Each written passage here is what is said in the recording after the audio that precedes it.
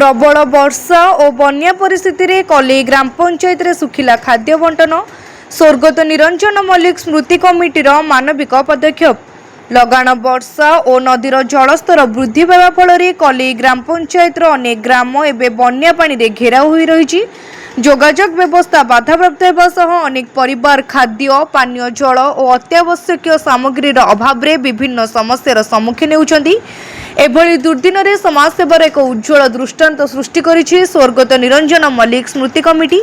Committee पक्षर बन्या प्रभावित और असहाय परिवार मानक निकट में पहुंची सुखिला खाद्य सामग्री बंटन कर विपद समय लोकों पाखरे छिड़ा होई रहिबा एवं सेमानक दुख लाभ करबा पई कमिटीर एही प्रयास को स्थानीय लोक माने प्रशंसा करिसेंती। एही सेवा कार्यक्रम रे समाजसेवी महेंद्र मल्लिक, मुन्ना भाई, सुनील कुमार लेंका बाटू, प्रवीण कुमार महाराणा, शक्ति जेना और भास्कर साहू काठिया सक्रिय भाव सामिल होई प्रभावित परिवार मानक निकट में सुखिला खाद्य पहुंचाई। समाजसेवी माने कहिसंती जे दुस्समय मनीष पाखरे मनीष ठिया हेबा ही प्रकृत सेवा। बन्या परिस्थिति स्वाभाविक न हेबा पर्यंत सेमानक मध्यरु सहयोग जारी रहबो बोली सेमाने प्रकाश करिसंती। शेषरे सेमाने समस्त को आह्वान जणाई कहिसंती जे विपद समय परस्पर सहयोगी होई मानविकतार परिचय देबा ही आम समस्तଙ୍କର सामाजिक दायित्व। एपरि सेवामूलक पदक्षेप समाज ऐक्य सहयोग और मानविक मूल्यबोध को आहुरी सुदृढ़ करिबो बोली सेमाने मत प्रकाश करछंती।